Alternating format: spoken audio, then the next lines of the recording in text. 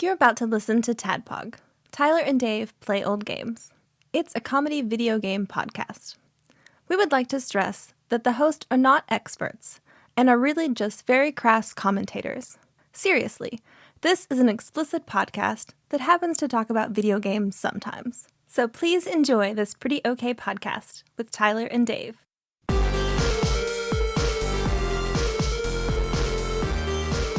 Hello, Internet. Hello. And welcome to another TADPOG podcast. Tyler and Dave play old and the guy games. mowing his yard. Yeah. He's got some shit to say about Phoenix Rising. Yes, he does. I waved at him when I pulled him. I saw him, and then he did the eye pointing thing at you, signaling, I need to talk to you. Right. I've got things to say. And then he continued to signal, and I know, American Sign Language. So, Right. he was And semaphore. I've always been very yeah, impressed. thank you. And Drow Sign Language as well. I tried to get a druid to teach me druidic, but they are fucking. They lose their powers, yeah. They are fucking not coming off that shit. They're like, just take one level dip, bro. It's true. I can't teach you, but if you take one level in druid, you'll know it. In my game where you played the Tibet cleric, Yeah, me too. that Stride was paw. I had one of the an NPC in that game that you guys had met was a very depressed druid who I said looked like Bill from King of the Hill. Right, And yeah. he was always sad and dirty, and his whole backstory was a vampire seduced him into learning druidic, and when he taught her, he lost his powers, and he's just been pining for her like Bill's ex-wife, rotting in a village ever since. I like that. Yeah. It's probably cold though. The lady's probably cold. That's why don't think I could. I think vampire ladies are nice to look at, but I think the moment I touch one of those giant vampire titties is all cold and shit. Yeah. I don't all the think- dead flesh. Yeah. Yeah, well, I don't know what they smell like. You know what I mean? Yeah, Well, if they don't prestidigitation, they just make it body temperature and colorful. Oh, I'm in. I'm back in. yeah, I don't have a lot of criteria. I mean, just a few basics. I just don't want to be icked out. Yeah, right. If it seems pretty normal, then great. Here we It's go. fine. Watch those teeth, lady. Well, I'm gonna jump the line real quick. Yeah. because I have a few temperature sensitive things. Okay. Oh, okay. to go over with you guys. So I saw a TikTok that addressed something. I was like, I bet I would like to do that with Dave and Ian, but I know none of us have had enough of the food to be able to do it blind. So just to do an honest review Okay. of fast food and one other place to make it 5, macaroni and cheese. Oh, okay. Oh, this is going to be the best day ever. I love mac and cheese. So I went and I picked up, and it further affirms me never returning to one place ever again. Oh, was it the Mexican place that I went to last week? No. Oh. Well, because I was like, what drive-throughs with mac and cheese? So, of course, Chick-fil-A. Everybody knows Chick-fil-A. I thought Culver's had mac and cheese, but they don't. So then I had to scramble for a 5th one. Let's see. So, of course, Popeyes. Popeyes has a mac and cheese. KFC. KFC has a mac and cheese. And then there's Panera Bread. Uh-oh. So Panera Bread has, of course, their mac and cheese. Okay. I swore off Panera Bread years ago after Melissa and I went and got the tiniest ass fucking sandwiches and soup for $60 goddamn dollars. Yeah, it's And I was like, insanely it's expensive. never going back. And the food's not even that good. The food's Not not even that that good. good. It'd be different if it was like you walked out of there and you're like, fuck, I just spent a PlayStation, a Switch 2 game. Yeah. Yeah. And boy, I'm not happy And I'm about still that. hungry. But I'd pay yeah, 80. I'm full, and it was good. It was delicious. I'd pay It's 80 never bucks. like that. I'd pay 80 bucks for a Switch game and at least have something to show for it. Yeah. So I went through. I was like, Panera Bread has it. I'll stop and get Panera Bread. Hello, Panera Bread. I would like a small mac and cheese and nothing else. Nothing else. No apple. No baguette. No, ma'am. Just one small mac and cheese. Of course, that'll be $7.42. God. It's like, yep. Now I'm definitely never coming back here ever God. again.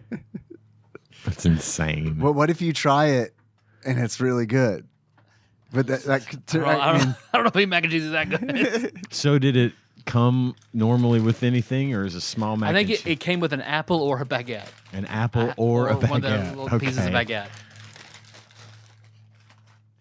So what I have here, I also have to wash it down with. I have the pickle lemonades from Popeyes. I've been wanting to try this. Tanya is all about pickles, and I want to go over there and get her some pickle stuff. And there is a place, I see a lot of food reviewers do it.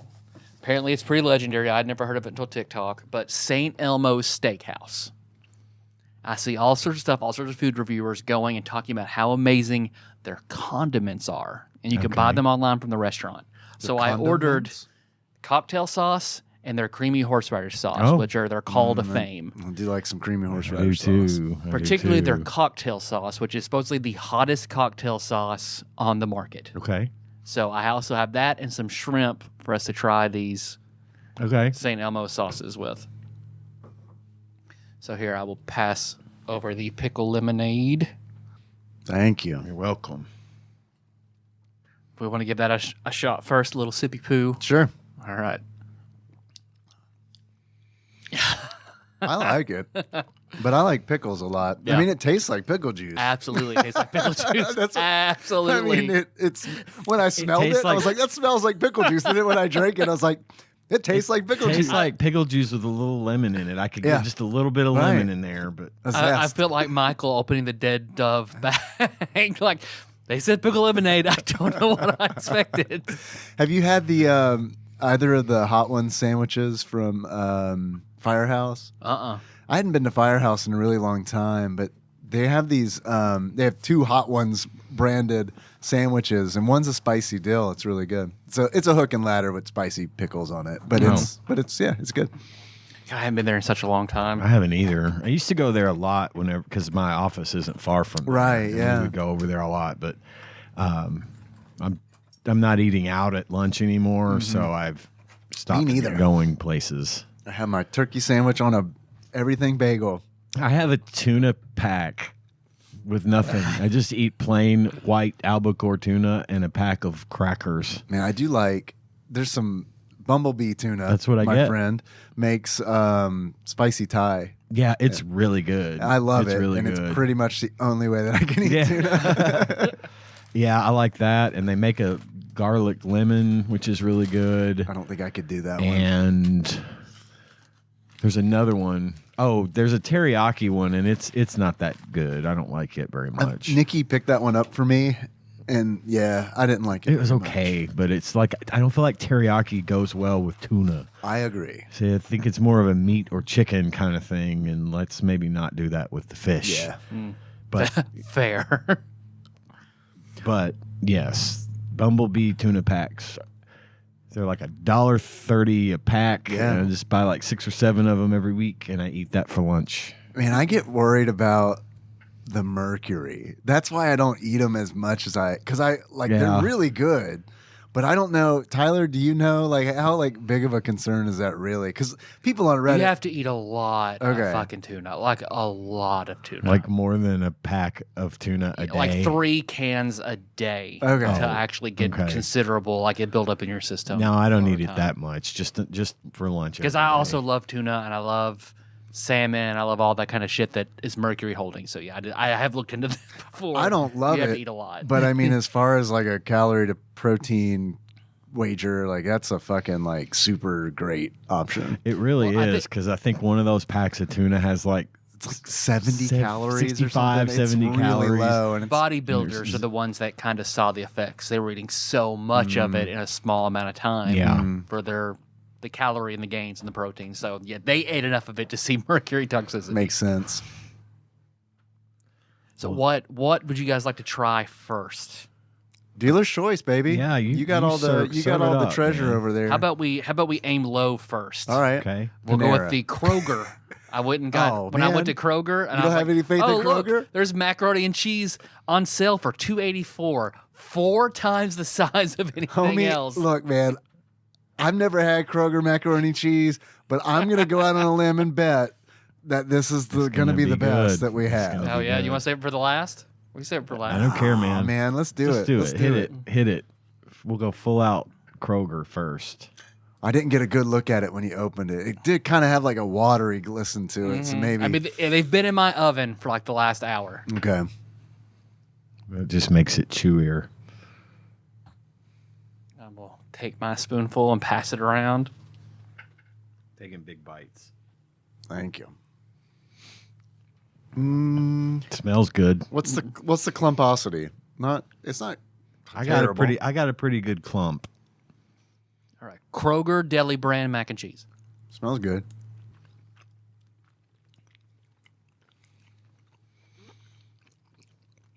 That's not bad. It's not bad. It doesn't have anything. It could use some like Parmesan on top or it needs something a little fancy. A little extra. Just Even doctor it up a pepper little. on it. Something. Yeah. Something. What I like is riplets. I don't know if you've ever had riplets. I never heard or of not. that. Riplets and macaroni and cheese. Riplets is a St. Louis thing. It's just like spicy powder. You can get chips that have it, like are seasoned with it, but like you can just get the seasoning. They might be known for the chips. I don't know. I'm not like a St. Louis guy or anything, but Dennis told me about it. And man, when you sprinkle it on mac and cheese, oh my god, it's Okay. good. I wish if I'd have known. I'm glad the surprise of mac and cheese is nice, but if I would have known, I'd have brought some riplets. You could have tried it. The other benefit too is also much like the KFC container, the Kroger macaroni and cheese container is very reusable. It's like Tupperware. Yeah, you can reseal it. Yeah. It's reusable, and like 2 people get to eat a full side off of what's right there. Easily. And you can put it in the Easily. dishwasher. Yes. And now it's yours. Hell yeah. that's what we do at the Thai restaurant because they use the hefty They have pretty good- containers. yeah, they do have pretty I know. good And we containers, just- man. yeah, we God, just- we've got tons of them. do you want me to use a different fork or? I just It's got up to you. like away from Yeah. the Okay. All right, so this is KFC. So KFC Smells mac and cheese. good. Really good clumposity. Really creamy. it's It creamier. is very creamy. I like this better than the Kroger. I'm not getting a super strong cheese taste. Again, I like to sprinkle it with some kind of cheddar or Parmesan or Sure. something that breaks up the texture a little. Yeah. Because it is Chicken A skin. little French red hot. Hell yeah, chicken skin. Yeah, man. Yeah, that'd be great. Take some of that Oh, out of the yeah. fryer. I saw sprinkle a it in there. TikTok of somebody making chicken skin egg rolls. I was like, man, what if I could fucking do that. That would be good. Little Franks in there. Yeah, I'm not a big. You don't I'm not like a, yeah. You don't like that kind, do you? I don't. You know, the SpaghettiOs, I remember being a kid and I'd go over to like a friend's house and they'd be like, hey, do you want SpaghettiOs? Hell yes. It's with Frank's. Damn it.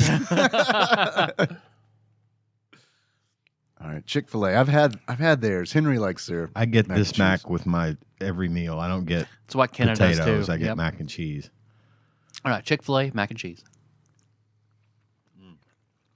It's good.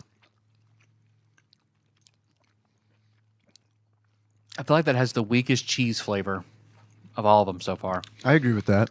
But they do put breadcrumbs on top. Right. It does. The texture is Right, different. the textures. I like the texture on that better. Mm-hmm. Now that I will say, the Chick-fil-A mac and cheese suffers a little from the weight, from the sitting. Like when you get it at the store and just turn around and immediately eat it, Yeah, it's better than after it's sat for a while. yeah, for sure. Okay, next is Popeyes. Love that mac and cheese from Popeyes. Okay. Oh, I big, I see more big, cheese in I this. can Big see the clump. cheese. Like it's like they melted a piece of cheddar on top of this. Yep. Hell yeah. Yeah. Waffle House mac and cheese. Yes, it is. Popeyes. That's good. I like it. It reminded me a lot of the KFC. Yeah. A little bit of a extra- sharper cheese The taste. extra, Yeah. the extra cheddar on top was the winner for me. I like that. All right, and now 3 times the price of all the others, the Panera Bread mac and cheese, All right. Hell yes. Save the best for last, baby. which is shells and it's white. Well, that's why they can charge more. You see, the shells cost more to manufacture than the elbow macaroni, right? And it's white cheese. Damn it. They're all dead. Oh, that's right. Yes. All right, Panera bread mac and cheese. This looks like mashed potatoes in this lighting.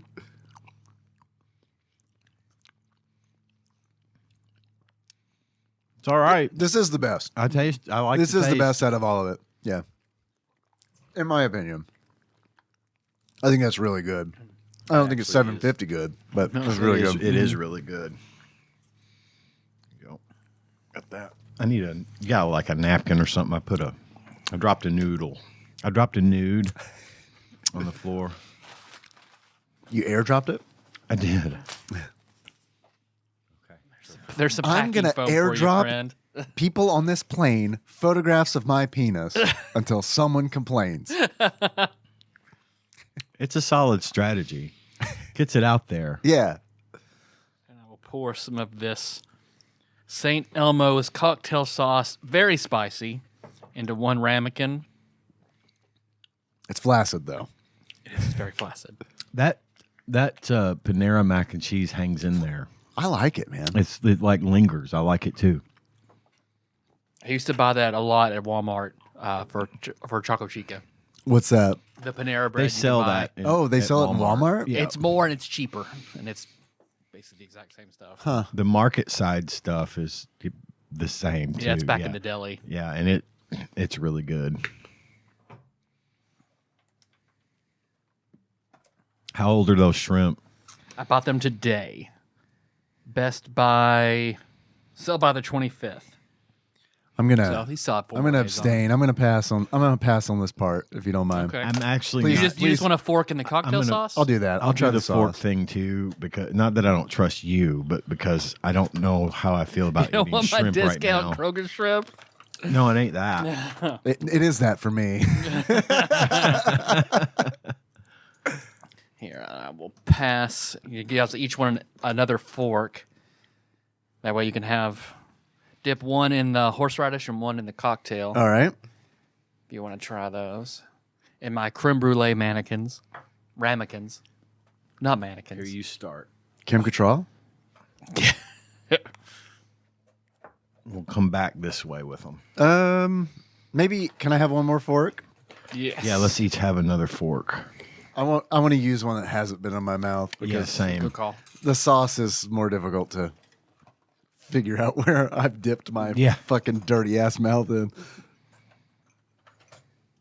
Okay, I'm not sure I'm going to be able to hold it. There you go.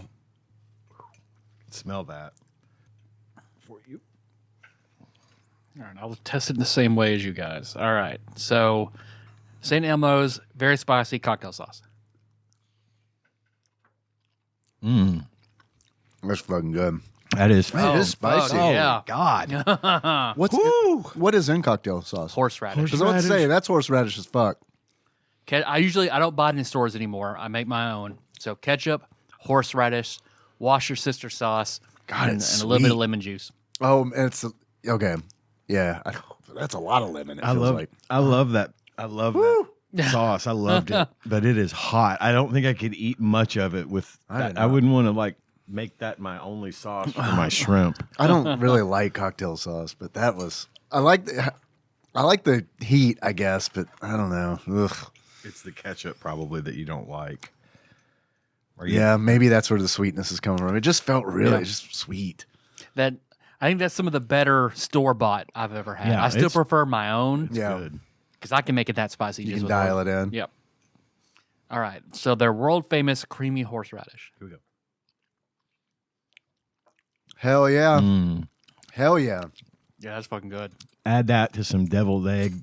Ooh, yes Mix. sir. dude. I knew you'd do that. That's what I'm. Yes sir. That will be perfect in a deviled egg. That's Good a God. that is a good idea. That's how Tanya makes it, but that stuff is powerful.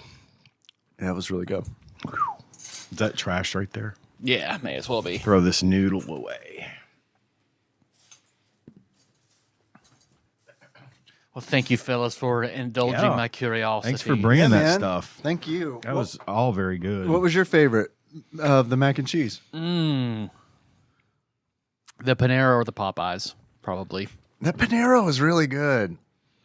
I was It was surprised. good. I wasn't because I've never honestly. I really truly think that the mac and cheese that you got from Panera and sat in your oven for over an hour is literally better than anything I've ever had at that restaurant.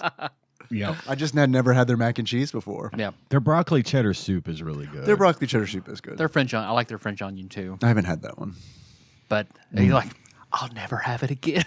You should have Unless they divest from private equity and go back to Yeah. old Panera. Because God, the first time I had it, like my freshman year of college, we went to Lexington to see AJ, and he was like, I want to take you guys to my favorite restaurant. I'd never heard of Panera Bread. I was just like, holy fuck, this is the best place I've ever been at. I fucking loved it back in 2002. Yeah. And even in culinary school, we would get done in class and we'd go eat Panera Bread. But now it's just, can't do it. Like a restaurant, I'm struggling to remember the name of it. I don't even know if it exists anymore because I haven't been there in a long time. But it felt like a Panera competitor that was here in town. McAllister's. Are they still around? They're still there. I think it's still Good. open. I like their sandwiches. Their sandwiches are real good. Yeah, I've had some of their hot food too. It's also They're good. baked. Yeah. They do like a baked potato. Right. Yeah. sort of Yeah, specialty. yeah. with all the fiexins. VX. All the Fiexins. Hell yeah. Thank you, McAllister's. That's right. It's as expensive as Panera Bread. The last time Melissa and I Really? went in there, we saw the board and walked out. Oh, Yeah, that's a bummer. it's high, but they do make bigger, better sandwiches for the same price Yeah. as Panera, but it's still really high. It's hard to Jimmy justify. John's. I love Jimmy John's, but I can't We had justify that either. we had Jimmy John's for dinner last night, and yeah, dude, it was like $20 for 2 sandwiches. Yeah, it's like- they're yeah. delicious, and I fucking love these sandwiches, but man, I can't do that. It's I still can't do $20. it's still just a sandwich. Yeah. Like And it's honestly, I don't think it's the best sandwich. And like as far as the chains go, Yeah. I like Jimmy John's a lot. We probably eat there like once a week because their app it fucking rules. Their app is You awesome. can build your own sandwich. You can fucking save it. Once you've built it, you can save it. So it's like, cool. I know the calories. I know the macros of this motherfucker. I don't have to fucking touch it again. And then like their pickup system is awesome because it's like they just have you order it on the app. By the time I drive there, it's on a rack. By the time you got to your car, Yeah, it was on the rack. And then Yeah. it's like I just walk in. They're like, hey. They know me, but even before they knew Yeah. me, they were like, "Hey," and I'm like, "I grab a sandwich off the rack." I'm like, "Okay, thanks." Yeah, and it's that's easy. it. this is It's mine. easy We as believe hell. you. That's it. Yeah, it is. It's crazy. The first time I just walked in there and grabbed it, I was like, "Wow, that worked." They didn't like stop to ask my name. I bet or if you like walked in there and just walked toward the counter or the shelf in the back, saw the bag and be like, "Hey guys," and they'd be like, "Hey," even if they ask for your name, you could be like, "Oh, that's my name." right. Yeah, okay, man. Take it easy. Here's a tip. This is Say mine. Dave. Dave. It's Dave. Get you like a DoorDash shirt, grab all the sandwiches and walk out. You just have like a bus tub. You just strong arm all. You scoop it all in. I know where they're going. It's me. It's Dave. It's Dave. You know. Because I can see like pay that for a Reuben or a pastrami sandwich, Yeah. not just like A turkey ham sandwich. and cheese. Yeah, Yeah, turkey. sure. So, Yeah, they're all expensive. You know what I mean? It's Yeah. like all the sandwich shops are expensive. It's wild. I mean, you think with the relatively low overhead, it wouldn't be. Yep. Could maybe pass the savings along to you, but well, even in you like make money doing that, I guess. the hospital, we have a Boar's Head deli, and every sandwich is $9.99. And I mean, they're pretty big, but like, still, it's like, oh god. But still, $9.99 Yeah. is better than a lot of other places. yeah, it is. Yeah. If not, I mean, on par. Yeah. It's cheaper than when Subway was in the building, because Subway was That's crazy. a to me. foot long chips and a drink was $18. God, That is fucking insane. Was that just hospital prices or It's pretty standard Subway That's- prices for a foot long meal Subway deal. fucking sucks. yeah, it's Subway is it's not awful. good. The only thing I will eat there anymore is the meatball sub. If I have to go to Subway, that's what I'm going to get is a meatball I do sub. like the meatball sub. But their meat subs are not great. Firehouse's Sweet and spicy meatball sub is really good. But even now, I'll go to Jimmy John's and be like, for $1 more, I could go eat Thai food 3 miles down the road. Yeah. And have a much better Oh experience. yeah. Man, I'm addicted to that kickin' ranch at Jimmy John's, though. See, Yeah. that's what keeps me coming back. It's Yeah. that kickin' ranch crack. So you like Kickin' Ranch more than Wingstop Ranch? Because I feel like Wingstop Ranch is what I hear the most about. Wingstop Like, ranch everybody loves is better by far. It's the best ranch to me, but Jimmy John's Kickin' Ranch is with their sandwiches is a close second. Yeah. Tanya says they're also good with to dip in cheese curds from Dairy Queen. Dip those in that. She likes okay. that a lot. Because it sucks that one of my diet staples was the gargantuan unwich from Jimmy John's. Right, yeah. Like Like all protein, all hardly protein any lettuce carbs. wrap. I just get hot peppers instead of mayo. And man, it was like 600 calories, all protein. It was a standard, but now that's a $15 sandwich. Yeah, Like, and I can't. That one's a That's bad one. wild. Yeah. That is wild. Yep.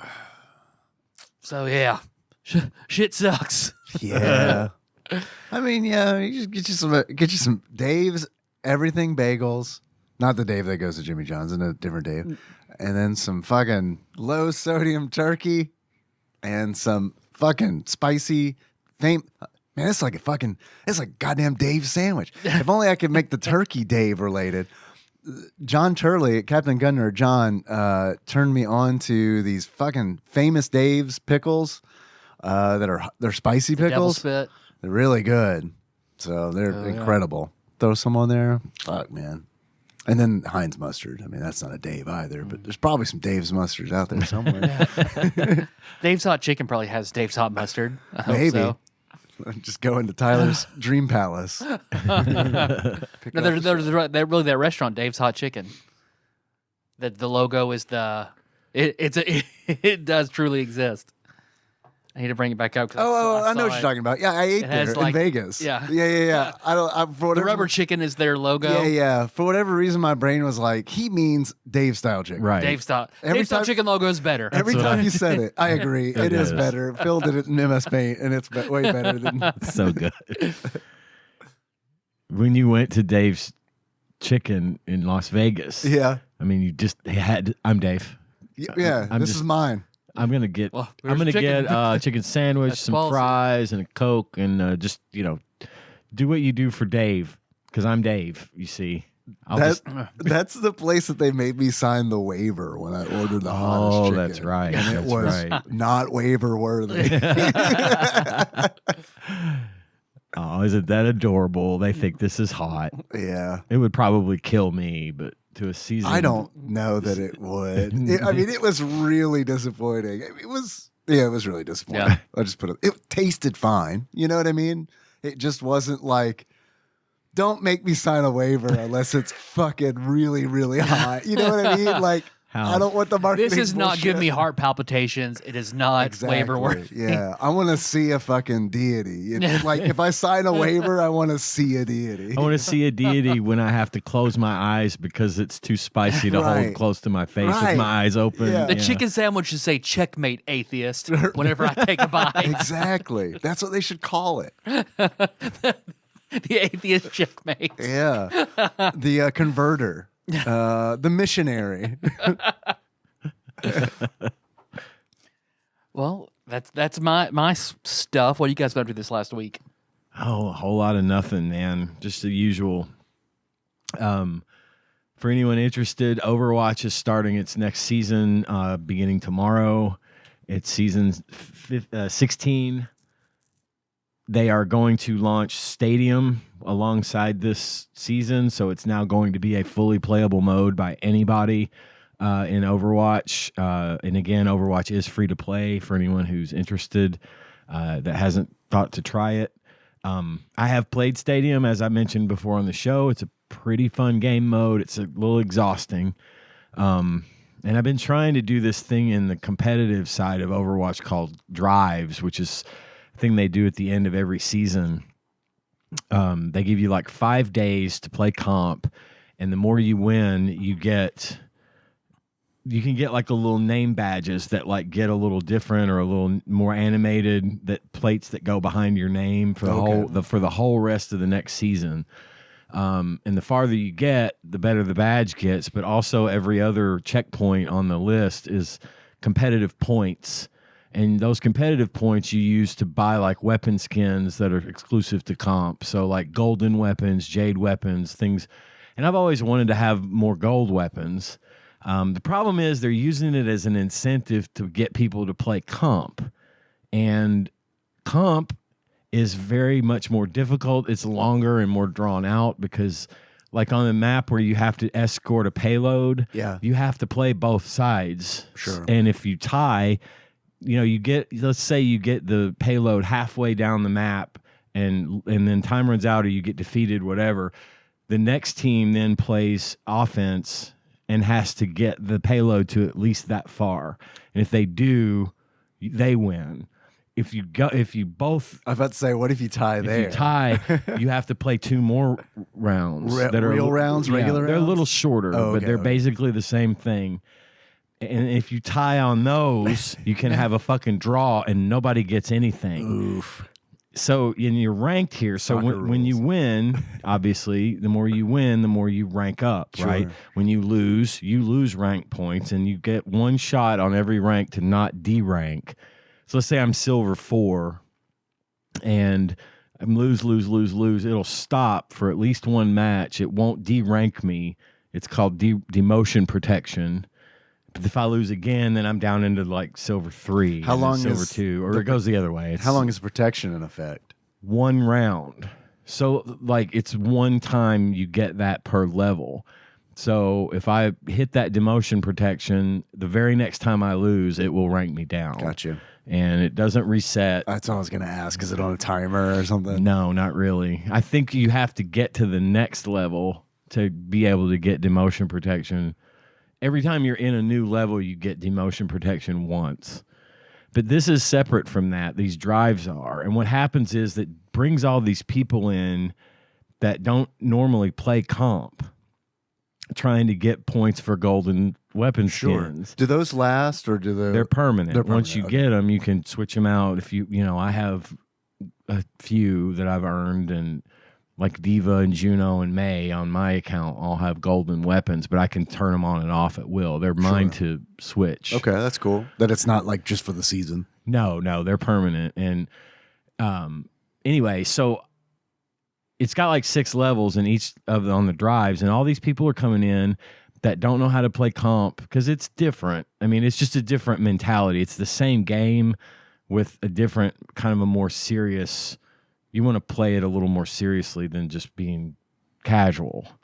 And so you get in and you play, but now you have all these people who aren't trying or who are throwing, who are mad at Blizzard for doing yet another, stupid promotion thing. And then they'll come in and just throw the match so that you can't win. And the only good thing about that is when you get up to each checkpoint in the drive, they get fewer and fewer. Well, you get that's not the case. Really? It's just there, but you don't go past those checkpoints. Like once you hit one, you're there. So you don't have to work all the way from the bottom. But if I get halfway up between like checkpoint 2 and 3, and let's say checkpoint 3 is more competitive points or a name badge, whatever.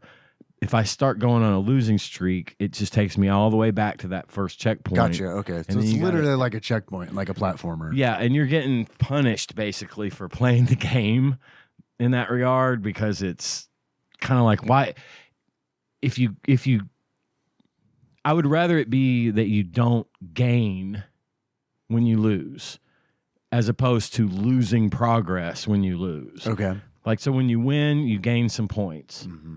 When you lose, it shouldn't be anything. It should just be you stay right where you are. So they make it, will they compensate? Would they make it harder to get farther? Maybe make it a little harder to get farther, but not so easy to lose progress and have to. It's disheartening, and it made me not want to do it. Yeah, so I stopped Dude, like halfway through. I would too. I would honestly. I know myself well enough to be like, yeah. And do that. and the other problem is too, they only do it for like 5 days. So really, you're just fighting and fighting and Good fighting. Lord. 5 days during that time, and if you don't have the kind of time, yeah, really, I mean, throw at it. Even I did it almost. I did it for a lot of hours on Saturday, and I was exhausted. yeah. When Do they I have finally like gave the up. seniors program where they give you like a month? I wish they would. I wish they would. Scan your AARP card for Right. for But elderly benefits. Yeah, where it's like, yo, there's like a little questionnaire, and they're like, "How old are you?" Okay. Do you work? Okay. How many hours would you say you work? Okay. 40, 50? Do you have a reverse mortgage? If not, are you interested in Do you know what a reverse mortgage is? So, yeah, and it was you guys just seen Blizzard's reverse mortgage? I would endorse it. man. Why not? That like is funny, but the more I think about it, the more I'm like, yeah, maybe that would be a thing that they would do. When EA does pulls, sound like something EA they has would just do. to pull that off, and everybody else. But yeah, it's frustrating, and so I kind of stopped doing it. A lot of people were complaining, like in the subreddit and on the forums and stuff, about how all their games were either a stomping or one way or the other. Someone, either their team or the other team, was getting stomped. Right? Yeah, sure. That was not the case for me. And this was the only good thing about all this, was like almost every match I played was well balanced. Yeah. But the problem with it being well balanced is you got to be focused and like in the game, Locked in. and it's exhausting to do that. Sure. For this, sometimes these games would go 30 minutes for one match. And by the time it was over, my eyes are like watering, and I'm like, my hands hurt. You know, I've gotten like, Yeah. I had one game where I had like 15,000 damage. That's a lot. Okay, all right. That is a lot. Yeah, you saw the blank damage expression on my for me. face. I'm glad that you. For context, I might average in a regular quick play game, I might average anywhere from 5,000 to 8,000. Oh shit! Okay, Man, you yeah, could have that's you like could have double. said that's a fuck ton or that's shit Right. damage. And Either way, I'd have been like, yeah. That is a lot of damage. Now, that's not even. I mean, that's low ranking. A lot of damage. There's people that get much higher scores than that, and that's as DPS. You know, depending on your class, you're going to get more damage than others if you know what you're doing. But anyway.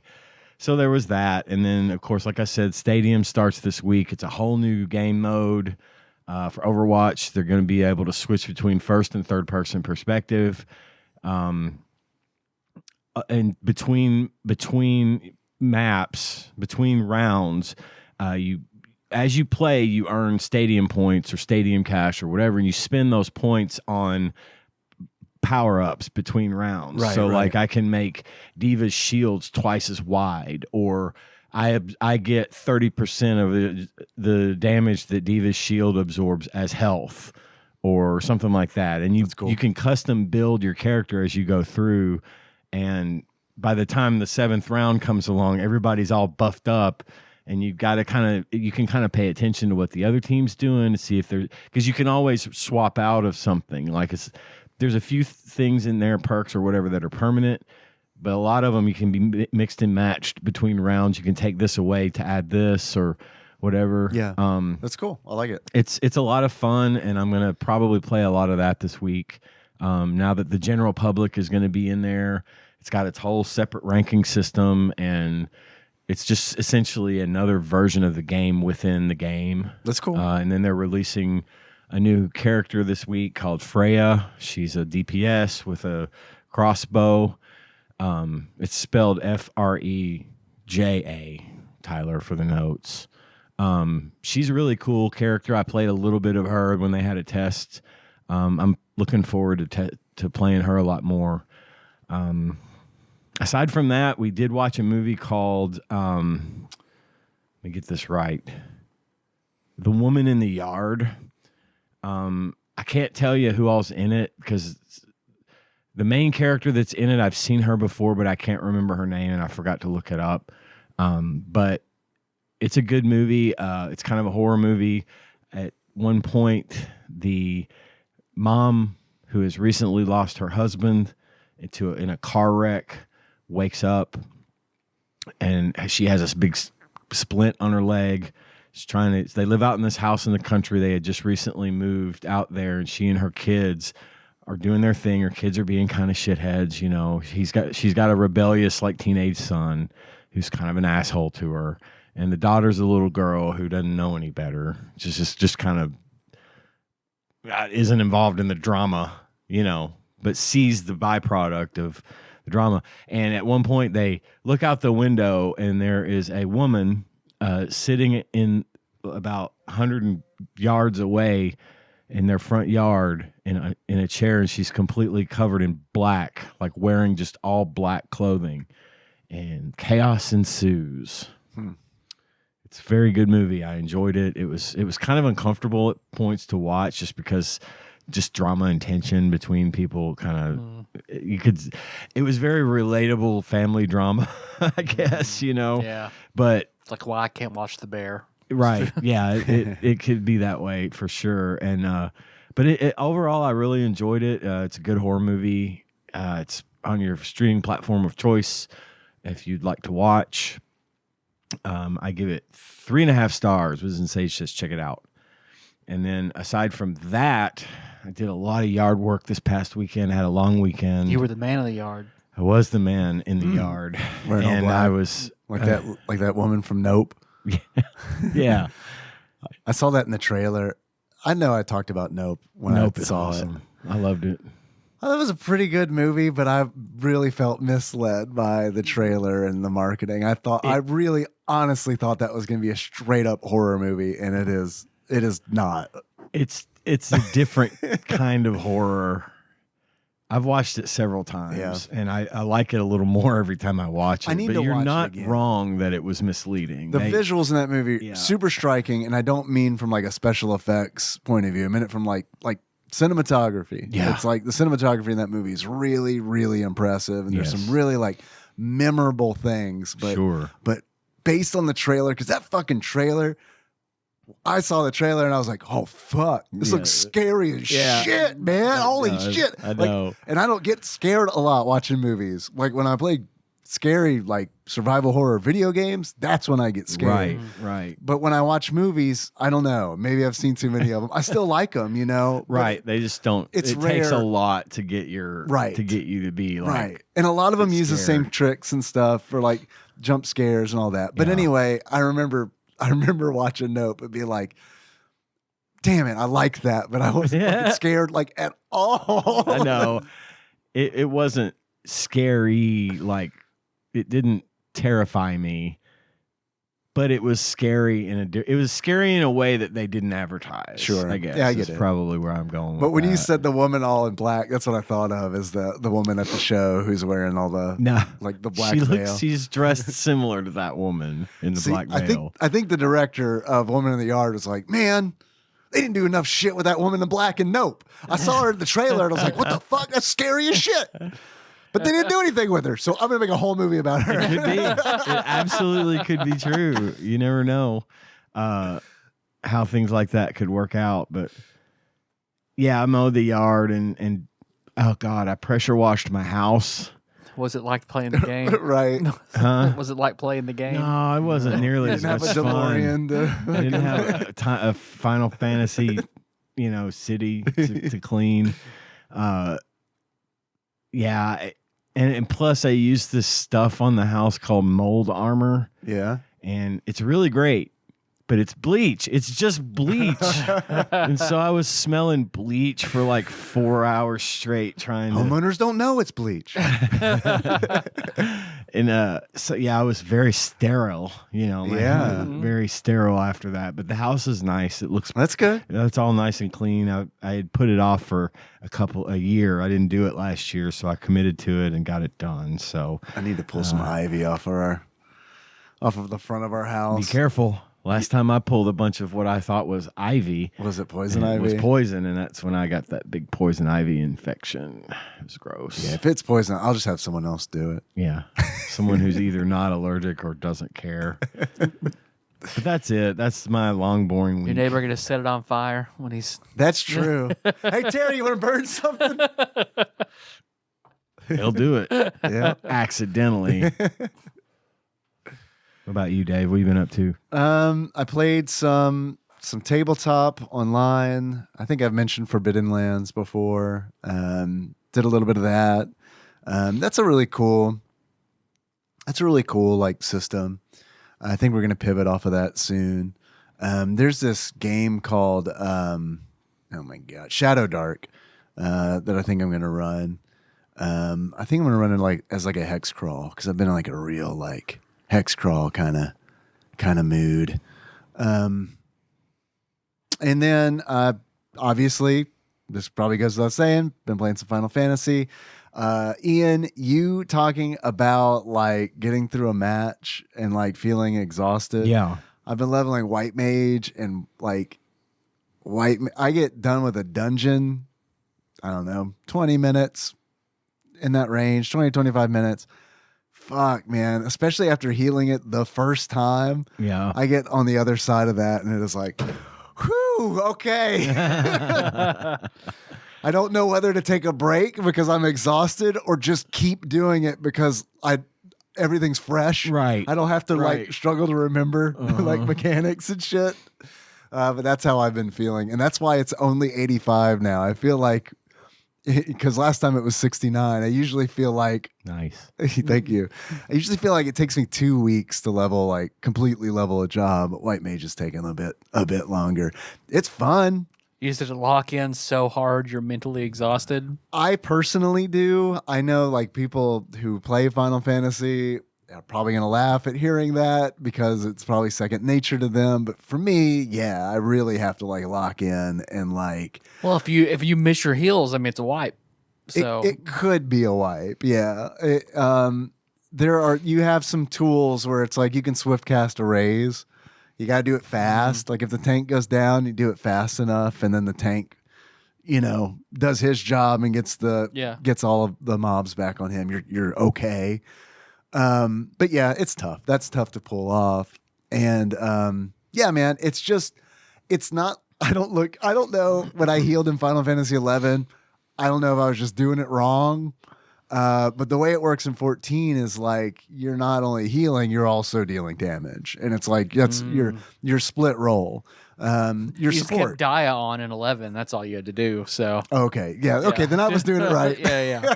But playing White Mage in 14 has really made me question like, should I have been doing like more shit other than just like Dia? Okay, Dia's on. Okay, cure. Well, there's a couple of Protectra, Shelra, Cure, Dia. Yeah. is it and repeat. you're dealing damage to the enemy and you're healing the allies? Yeah. There's a couple of healers or support in Overwatch That are works like that way. But Moira and Juno, to be specific. it's less. There is one job in Final Fantasy 14 that works very much like Mora does. And that it's the Sage. It's the one that I unlocked and immediately was like, nope, not gonna dive into this yet. I've been leveling that on the side a little bit and like doing some like really fucking easy content with it. And it's like, okay, that's how that one works. That Okay. one is straight up like if you got this buff on, whoever has this buff called Cardia, boop, you can put it on the tank typically, put it on the tank. And then as you cast your damage spell and it deals damage, a portion of that damage is converted into healing for whoever has okay. Cardia on them.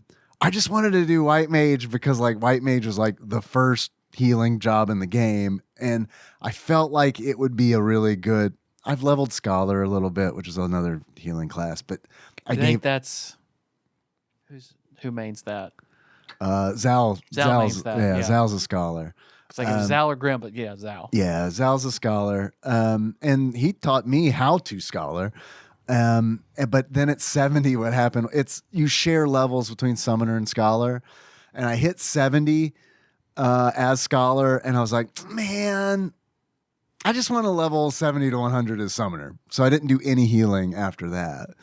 So now, like, I'm doing some stuff that I've never healed before, and it is fun and it's different, and I like that. It's challenging at times, but yeah, I have to fucking like. Lock in, but whatever. It's fun. Yeah. It is what it is.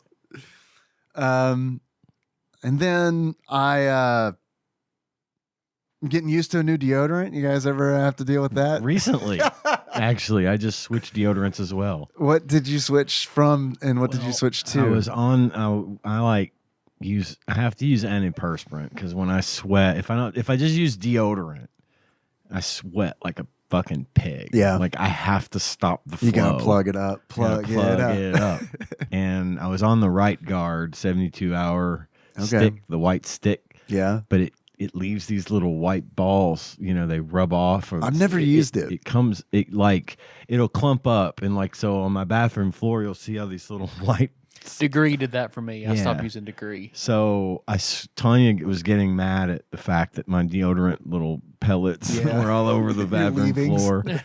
So I switched to this Gillette. Your deodorant dirt. My deodorant dirt. I switched to this Gillette Deodorant? clear 72-hour clear deodorant, Yeah. and I like it, but I have to like. It's like sticky, isn't it? It's like not leaves really kind of bad as long as you just. I gotta not. First of all, I gotta refrain from putting on too much because it like you don't need much. I mean, I'm used to putting on a shitload. I of used to deodorant. do that I too. hate gel deodorant for that But reason. like Yeah, it's like just I feel don't sticky trust all it day. because I'm gonna go like, whoop, and that doesn't feel like enough, but Right, it absolutely is. So I've been training myself to.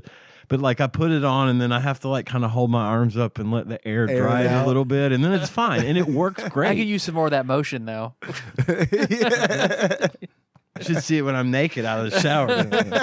Little man boobs are jiggling around and everything. It's fucking great. Anyway, that's my from and to. Man, I can't use anything with aluminum in it. Oh, Degree, that's the biggest reason I switched to Degree, because it turned all my white shirts yellow because of the aluminum. Yeah.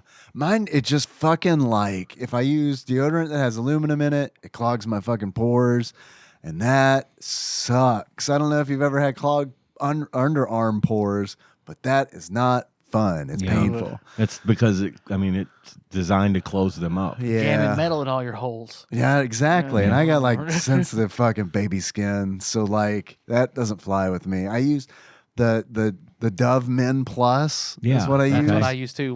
What scent? Well, see, I don't know what I used before, and I don't know what I'm using now. If you haven't been able to tell, I don't buy my own deodorant, but it's changed. I can tell you that much, because now when I put it on, I'm like, I smell it. You know, Yeah. I never noticed it before, but now I'm like, I smell like a freshly divorced 50-year-old woman. Nice. is what it Hell smells yeah. like. There's some lavender in there. Then is what you're saying. That smells like summer's eve. Hell yeah. Hell yeah. So I've been getting used to that. TGI Fridays on a Thursday afternoon. Hell yeah. I use Clean Breeze. That's what Melissa likes the most. Clean that's- Breeze. yeah.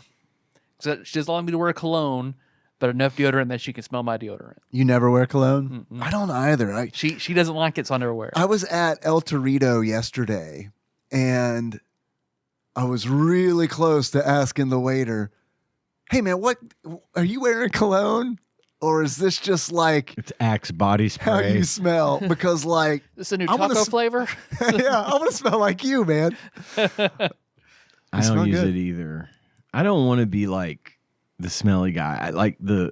I get it. I don't want to draw that much attention to myself with the. I like to smell nice, Right. but I've just never been much of a cologne guy. Usually when I smell cologne or like a lot of perfume, I'm like, what are you covering up? 'Cause- What in the Middle Ages are you doing? Well, I mean, sometimes it works. I mean, sometimes the certain scents, they get up in your nose and it kind of activates something, right? Like that primal. I walked past Lucky One does that for me. There was some girl. I walked past some woman at Sam's Club yesterday, just smoking hot, but to boot, she smelled fantastic, and I was just like, I kind of got a little woozy, that whew feeling. Those are Poison Ivy's pheromones. There's pheromones in there somewhere, I think. Girl, But you yeah. smell like a pizza oven. Hell yeah. I remember Yeah. Josh would come home from working at Pizza Hut. Oh yeah. Damn, you smell good. Oh my God, he would smell so fucking good, man. I got several I remember the look of compliments. sadness on Nikki's face when you said that to Oh my Josh God. one time. She's like, he doesn't say that to me. Well, you go to work at Pizza Hut. No I'll tell you shit. every Come day. home smelling like Pizza Hut. You will get that treatment. I used to get shame on complimented. her. She doesn't wear like perfume or anything, but she would be like, damn, girl, you naturally smell like fucking Pizza Hut. I got that a lot too when I'd go visit with friends after work. Oh man, you smell good. You bring any pizza with you? You smell like Padusi Hut. You smell like Padusi. Hell yeah. Hell yeah, that was what I was going for. Want to be that guy? My mom's birthday was this weekend. Happy birthday, Dave's mom. So we went to the second noisiest restaurant in Paducah. Pizza Inn? Maybe the third noisiest restaurant in Paducah, Longhorn Steakhouse. Oh my goodness. Okay. Which honestly, to be perfectly honest, might be louder than Pizza. I could see that. But not as loud as Flamingo Row. Never. Flamingo Row, if you want to like have a If you get wanna- It's a together fucking echo chamber. and not It's so hear big. a fucking word anyone says, It's go to Flamingo Row. Flamingo Row is the expensive equivalent of Sunday buffet at the church church gymnasium. You know what I mean? But their Everyone meatloaf has talking at the bananas. top, and it echoes off the high Yep, roof. it's fucking high crazy, man. ceilings. Yeah.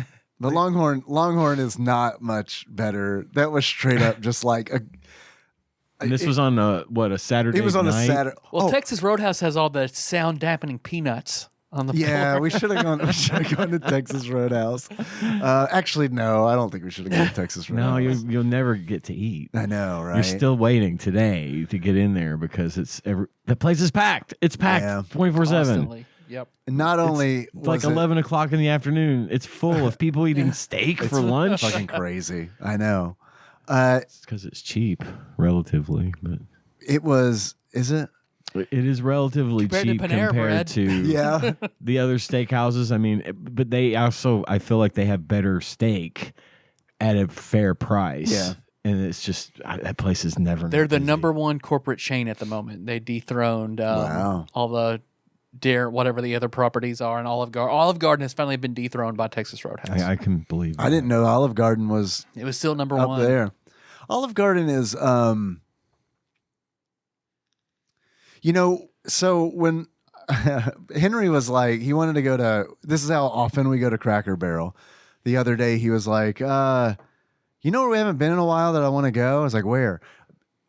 Barrel Cracker. Where? Barrel Cracker. Do you mean Cracker Barrel? I guess. We never go there. I'm Dad, like, you "You're know right." what I'm talking about. Quit fucking with me.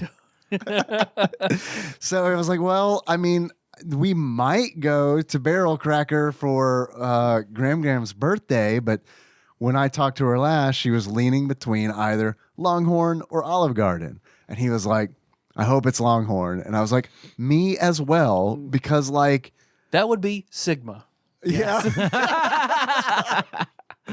Olive Garden, Skibbity, Ohio, right? No Riz. And They're he's like- chuggy. It's like, yeah, that's from fucking 2 years ago. I don't know, man. Olive Garden, it feels like whenever I go to Olive Garden, it's like, I like the breadsticks, I like the salad. And then when it comes to entrees, it's like, I guess the chicken parmesan because I don't like any of the other, the way they Hey, do. Olive Garden. English or Spanish? They had Spanish? I saw a Gay Olive commercial Garden. for Olive Garden not long ago where they had said, "Oh, we're bringing back this one dish, several dishes in this one steak carbonara," and I was like, "It looked fucking good." Mm-hmm. And I'm like, before I came here, I was like, "I'm gonna go over there, get me a steak carbonara, have that because it looks tasty." Mm-hmm. I look it up on the menu. It's like $28 for steak carbonara. And I said, nope, I'm Yep. going to Taco Bell or whatever the fuck I ended up doing. Yeah. I don't know why that you saying that triggered this. Have you guys seen the new Switch commercial with Paul Rudd? I have. reprising his No. Now 1991 you're playing role. with power? Yes. Superpower? They He's brought dressed him- the same Man, character. Got the hair and everything. Nintendo was It's like, fucking awesome. oh, fuck. We've got to do something. How do we justify $80 to $90 per game? I don't know. Say we gave it to Paul Rudd. Paul Okay. Rudd's son. I mean, he looks good. I mean, he's pretty Paul much the Rudd. same. Of course, Yeah. he looks good. It's what musicians could you take in a fight thing? It's like, yeah, he's a celebrity. He looks great. It's a very well-paid Marvel superhero. Yeah. Ghostbusters money. Yeah. He's got it, and basically everything else before that. Yeah, you could slurp on them stem cells, Yes, you baby. can. That's That substance. yeah. Oh, have you seen that yet? No, Melissa will not watch Oh it. boy, Man, I saw the poster for it. I say poster because I don't Yeah. know what to call it, I know but what you on mean. the thumbnail. yeah, I saw the PNG yeah, on yeah. the streaming service. Do I know? Look, I know what the hell a JPEG is. I think about that every time Office asks if I want to save it to the Office cloud or whatever the fuck. OneDrive. OneDrive. Yeah. Do I look like I know what a OneDrive is? It's a Dropbox. It's Microsoft's Dropbox. What the fuck was I talking about? Oh, well, fuck, I lost it too. You Stem said cells. Paul Rudd. you Dial it said back. Dial it back. something. What triggered you? Oh, the substance. The The substance. substance. I saw Yes. the PNG. for Deodorant. Aluminum. Macaroni and cheese. cheese. Yeah, Panera. Hello, Overwatch. internet. Hello, internet. Fuck it, we got to start this bitch over. Okay. This podcast is Oh, done. fuck, I haven't been recording. Take two. I saw the JPEG, PNG, whatever, Yeah. for that, and for a minute, I was like, I thought Ian was wrong. He said that Demi Moore was in this movie, not Jennifer Connelly. Cause like the fucking PNG, I was like, that's what caught my attention. You were right. It is. I Demi know Moore. it is, but why? I want to see if the pictures. I know exactly what you're talking But about. it caught like I know my exactly what you're eye, talking like about. my brain, my monkey brain activated and was like, Jennifer Connelly. That's Jennifer Connelly. Pull your dick out. And then it was like, wait, it's Demi Moore. Never mind. I mean, she all right. Touch from the outside. Do not withdraw. Well, the picture here, you can't even see her face. Oh, this one it's looked the one like from the back. it looked like Jennifer Connelly, like bleeding from the nose. Yep. Oh, And it might have been that The Requiem girl- for a Dream kind of like trigger in my the brain. other that girl made me that's think of that. in it. The other girl that's in it is who you saw. Oh, okay. So Okay. yeah, it's a weird one, Mr. Grinch. Yeah. Yeah, it's good, but it is a lot. Yeah. It's tough. I want to It's a tough watch it. There's so much shit that I want to watch that I just don't. Yeah. I just don't do it. I highly encourage you both to watch Riff Trax's Silent Rage. The My second Chuck Chuck Norris Norris movie? movie. Because I mean, Okay. I had to watching it message you guys like, shit. Like, did not expect all the full frontal nudity in a Chuck Norris Hell movie. yeah, you get to see his dick. Shocked. No, Sold. not him, unfortunately. Shit. No Norris neck. Sold. Damn What? it. Where are you watching these? On Amazon. Amazon. What's the ad situation like for that? They do it in the beginning, Yep. and then that's it. It's You watch a uninterrupted. 30-second ad in the beginning. Yep. Hell yeah. Although, to be fair, come on. Yeah. You know what I mean? It's like, come on. Just, Yeah. don't make me watch the fucking thing. I pay you for this. I wish they would just do it like that all the time. Honestly, Do you? with everything. Oh, everything? If they're gonna have ads, show Oh yeah, just show it in ads at the the beginning. beginning, and show ads between shows or whatever. I don't know. Just show ads between shows. Right. Don't interrupt Don't it. break. Trying the to watch flow. something on Freebie where it's like every 5 minutes is a 2-minute ad. I know. It's the same one. Pluto. what I Pluto is not too bad because like I watch a lot of Star Trek Yeah. reruns on Pluto because Yeah. they have an entire. The sci-fi section has a Star Trek: The Next Generation channel, and they just run it from beginning to end Yeah. on a loop. That's like the Dog the constantly. Bounty Hunter channel Yeah. on the Roku Yeah. that Melissa watches all the Yeah, time. and they do that with Voyager and Deep Space Nine and all those. But what's nice is that they break where the original commercial breaks were. That is nice. So oh, okay. It feels like TV. it feels Yeah. like it's flowing Yeah, yeah, normally. right. You That's know, supposed to mid-sentence yeah, ad for soap. Yeah. yeah. So I helped. That reminds me. I helped Terry set up my neighbor Terry, the one who burned the yard. yeah. I helped him set up his cable box, which really wasn't a cable box. They like turned in all their cable boxes, and they're telling me all this stuff how they could save money, and it's like, okay, well, that adds up. They're paying like $40 per cable box, and I'm like, I'm asking you a bunch of questions because like I don't have cable TV, but I can help you. I can help you set this up. So I'm going through it, and his wife, Patty, said that they told her that it could be set up so that she could go to like see what's playing on TV. And I was like, really? Playing on TV? Like this isn't all like on demand? And she's like, she didn't know what I was talking about. Yeah. So I was like, let me poke around and look at what's going on. They do have, I mean, you guys might know what I'm talking about. This is my first experience with this. They did have like a Netflix kind of style or Hulu style setup where you could watch stuff on demand. Yeah. But it's like there was this tiny little text only thing that said like live TV. And when I go to live TV, it's set up like the fucking, you remember the TV Guide channel? Yeah. My parents still have that shit. It was set up like that. And I was like, damn, I haven't fucking thought about this shit in a long time. We have YouTube TV, and it's got like a guide you can bring up and scroll through and see what's playing. Because we still watch TV the old-fashioned way, Yeah. which is when we don't just like click through channels. But That was so much fun. Tanya spends so much time in the guide just figuring out what to watch and everything. Dude, I love going through the streaming services and seeing what they have Yeah. and adding shit to a list. I legitimately enjoy doing that more than watching any of it. I see what you mean by I that love it. because I it's like love it. it's like you're just preparing yourself for some of the most awesome TV watching at some point in the future. Like you're stacking the deck with Well, it's all like this crossing stuff off that a looks to-do list. Good to watch. It is Yeah. like that. It's like, and I like to watch the previews and be like, oh man, that looks fucking good. Okay, watch later. Full ass knowing that ain't that No. fucking bridge. I never crossed that bridge. My Netflix list is untouchable at this point. It's insurmountable. I've added so much shit to it because I do the same thing. I watch a little preview, like, man, that looks pretty good. I love doing it. I'm going to do that. I'm And gonna it's watch that. also like I have 12 minutes. That's not enough time to watch a thing. Yep. I'm going to eat my fucking Dave turkey sandwich on a bagel.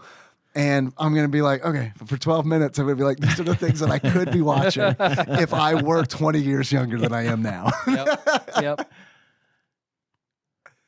And then one more thing. Oh, I played I'm in no rush for the next segment. Please go good on. because you can gloss over the next segment if you really want Go on, to. or Goon, as I like to say. Please, Dave, go ahead. Goon. I see. Oh, my art, my art form. I see that.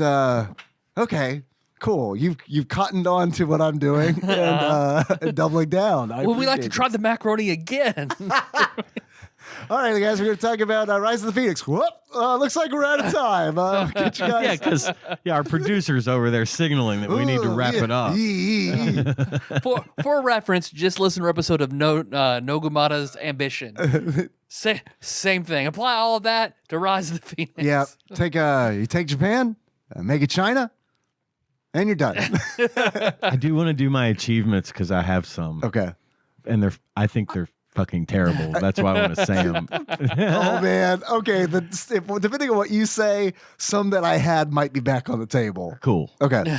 I played a demo of a game called Unbeatable. I saw the trailer for this game a couple months By ago. Noah's Arcade.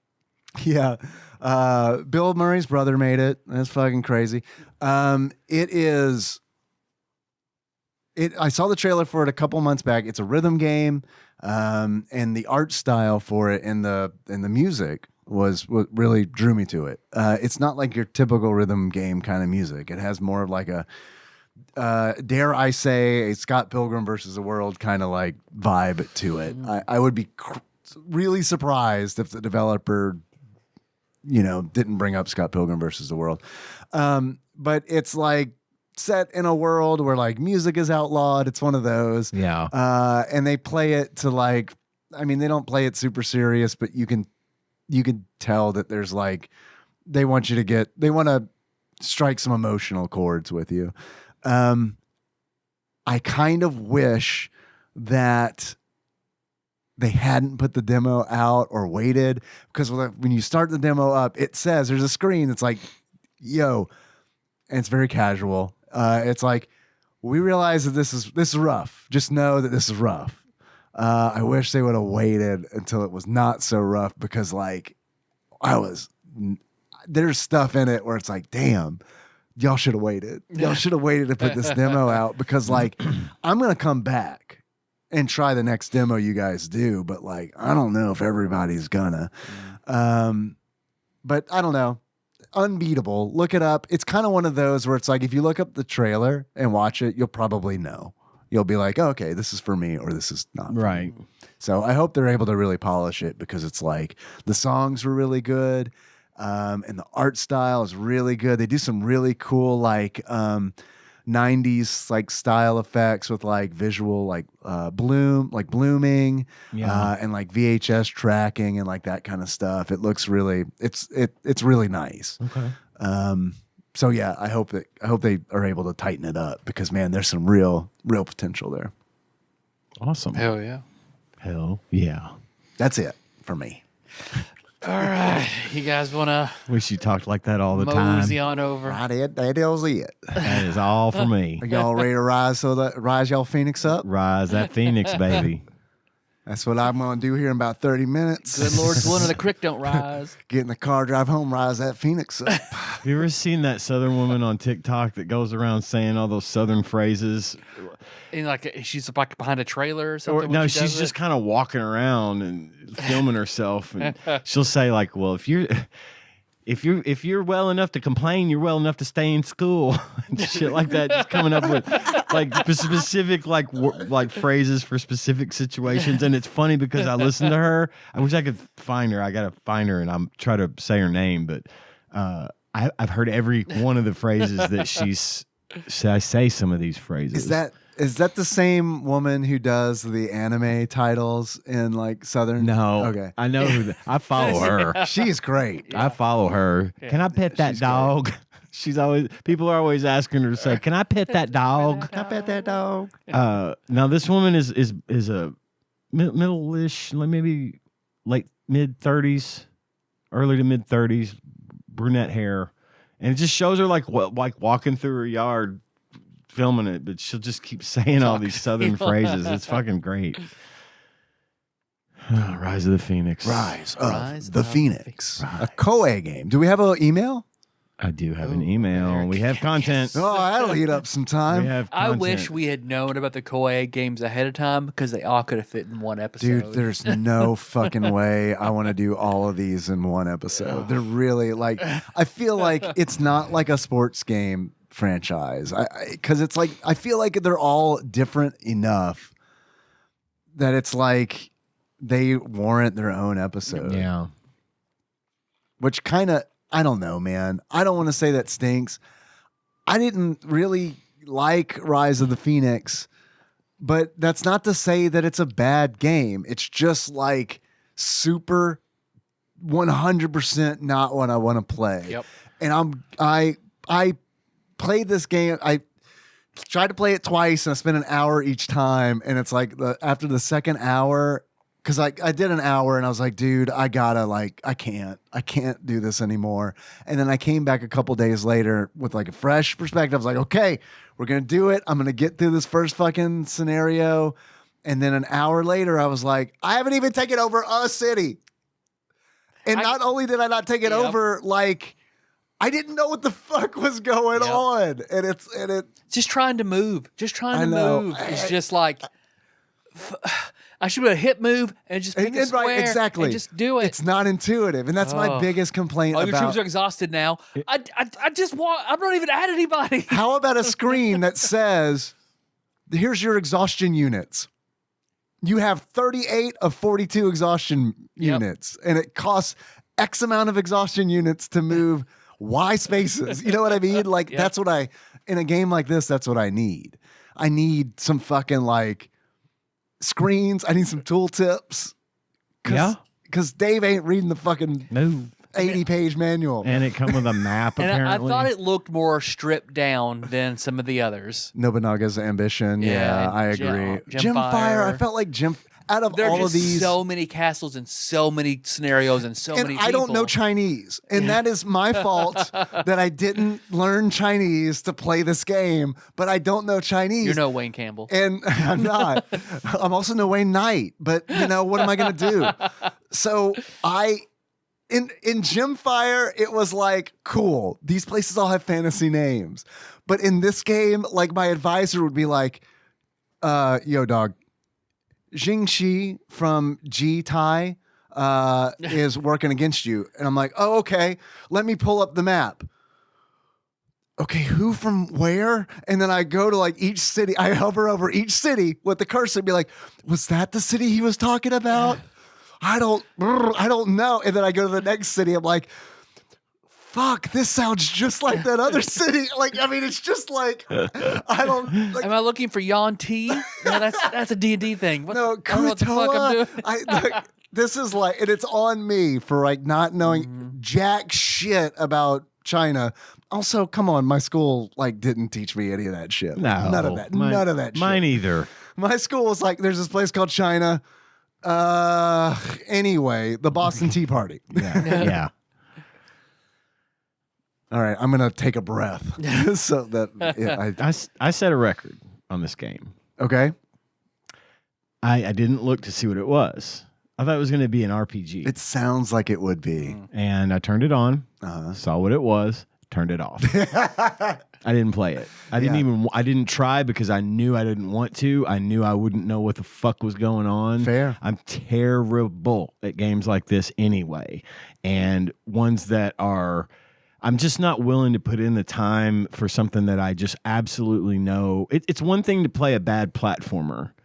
It's another thing altogether to play a turn-based strategy game. Koei's historical simulation Right. series. I gotta know my Straight in limits. there. I know. Hey, look, they're letting you know, right? I love that they don't try to fucking like pussyfoot around it. No, they know their audience, and they're doing I am it. not part of that audience. I'm not either. And I just, as much as I love the show, and as much as I've done and played of shit that I've hated, and just sucked it up and done my job, I wasn't capable of even putting in the time on this one. I did research and I did read about and I did that part. Look, so I would know what I was talking about, but I'm not playing that shit. No. It's just never gonna happen. I wanted to do it because I wanted to give the game a fair of a shake as I possibly could, and that's why I did it. I didn't do it because I wouldn't say that I didn't enjoy it. There are parts of this game that I really enjoyed, but I just didn't understand it. And and it's on me for like not being like, well, I'm gonna read for 3 hours to know how to play this game. I just didn't. So in that regard, I understand. I didn't want to do even the best, most well put together turn-based strategy game like this is going to be lost on me. I'm not even saying that this game is bad or good because I don't know, because I'll never know because I won't eat the filthy motherfuckers. You know what I mean? They're all so niche PC ports. Yeah. I guess to give something a shot at Super Nintendo. Do I really know who these are for? I mean, I guess I could be appreciative, like, if you can't afford a PC, but you could have Super Nintendo, here's an option. I thought that it looked really good. It sounded good. I thought it sounded good. Yeah. I thought that it was really nice that like when anyone talks in the game, there's a really nice pixel portrait. Yeah. And it's like, this is going to sound like some of the dumbest shit you guys have ever fucking heard, but like, I thought that the font was really fucking nice. Like for the dialogue, it was like, damn, they fucking agree. like, it almost feels like they know what the game is. They know that they're not going to like downplay the historical value, but they feel like they need to dress it up a bit, which they're right. They do need to dress it up a bit and spend some money. They did the right thing. They spent some money on some good art design. It's high effort. Yeah. Although I feel like they chose because when I know it's about China. Yeah. Turn it on. Rise of the Phoenix comes up. It's like, is that an Aztec Quetzalcoatl symbol? for the Phoenix. The title screen's awful. It's The weird. title screen, it's like not only weird, but it's like these flat brown. It's like this flat brown color on. It's like Yeah. It reminded me of like the Aztec stone birds and shit that you see, Yeah. and like it's like that doesn't seem very Chinese to me, but okay. yeah. Well, let's read an email. Okay. Zine Lord. Brad from Arizona writes, "Hi guys. Hello. I put my fair share of time into RPGs. It's probably my favorite genre. I'm not a sicko, but I do okay. But I've always found Koei games to be completely impenetrable. I have never heard of this game in my life before now, so I'm interested to see what you all think. This review comes from the June 1995 issue of Video Games: The Ultimate Gaming Magazine, formerly known as Video Games and Computer Entertainment. Full reviews of niche JRPGs were hard to come by in June 1995, so this is a new source for us. This magazine was published by Larry Flint Publishing of Hustler fame. Yeah, about to say I know that name. Yeah. I used to read pages of his publications in a forest by a creek. Same. You know we have a gaming division. Ziff Davis bought the magazine in late 1996 and And immediately all closed the other it. ones. Bill Clinton should have stopped this. A Flint Publications spinoff magazine called Tips and Tricks still existed Oh, until yeah. 2007 and I was love publishing Tips and Tricks. newsstand specials into 2011. 2011! In the late That's In wild. the late Xbox 360 era, there were still at least a few people buying paper publications containing video game tips in stores. That's amazing. The formatting of this magazine is, well, it's a mess. The 3 editor scores, but then a main score that's way lower than the other editor scores. Wow, good strat. All right, here we go. I'm reading the article now. Okay. The new strategy game from Koei is The Rise of the Phoenix. Like many of the company's previous strategy games, Rise of the Phoenix deals with historically accurate events in Asia. In this case, the time period showcased is 200 BC, and the conflict is between the notorious Chinese warlords Shang Ju and Liu Bang. Your goal in Rise of the Phoenix is the same as in all the other historic RPGs from Koei, to eliminate the enemy and unite your land. While this game has some improvements over Nobunaga's Ambition or the Romance of the Three Kingdoms, players may still find the progression of events to be tedious. At the start of the game, novice strategy gamers may be confused or even intimidated by the complicated scenarios. Several hours passed before I felt totally comfortable when taking a turn. Unfortunately, there did Lost not. me at several hours. Yeah. Unfortunately, there don't seem to be enough interesting or rewarding facets of the game to fully justify spending the amount of time that's necessary to learn the interface and get a feel for the different actions that need to be performed. Girl, same. Like other strategy simulation games, the primary actions are to build up defenses, grow crops, increase funds. You can raid towns, allocate supplies and troops to different areas, and lay siege to cities and castles. One feature which makes your job easier is the ability to set up automatic supply routes. No longer do you have to continue checking up on your cities and towns. Now the computer will transfer food and money between them to maintain the balance, making sure Forgotten Village doesn't starve or go bankrupt. Because you'd have to manage that, right? Yeah. In Nobunaga's Ambition. Yeah, I believe so. Which I kind of liked that part of it. I feel like Nobunaga's Ambition I enjoyed way more than this, but that might just be the fucking weeb in me, who enjoys Japanese history more than Chinese history. Okay, That might be part of it. Could be. And also being able to I can differentiate Japanese prefectures more than I can. I swear to God, these fucking cities, I couldn't. I really. Then Chinese provinces. I couldn't even keep them in my mind, what they were. Yeah. Another cool feature is the sneak attack, which can cause your opponent heavy damage. The element of surprise adds an extra dimension, which isn't present in some other historical strategy titles. Even if these games are slower and more tedious than they need to be, fans of Koei's historical RPGs will enjoy Rise of the Phoenix. It It incorporates many familiar features and adds a few new ones. This was written by Jeff, spelled correctly, Geoff. Not Goff. Higgins. That's where, I mean, at least this only had 2 playable characters. Good at war, bad at talking guy, and bad at war, good at talking guy. Yeah. Choose which one, Yeah. and then pick one of only 4 scenarios instead of like 16. I watched a speed run of this game in 8 minutes. Yeah, I saw that. I didn't watch that speed run, but I saw that it was a thing and was like, damn, how do they do it? How do they beat it in 8 minutes? Because I think he chose where you never have to. I think he chose the guy who was good at talking, set is it to where Newbomb. you never have to watch the battles, Okay. and then went immediately to the last scenario and took over a city, and that was it. Okay.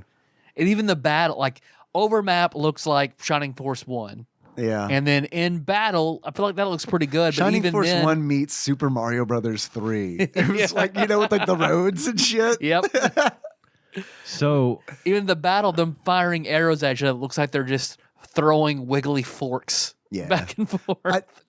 So like earlier, I was like, I think this game looks good. And by that, I really only meant the portraits and like Yeah. the type. Cause like when you do like a battle, the battles look like kind of like souped up NES like graphics. Yeah. They're not super great.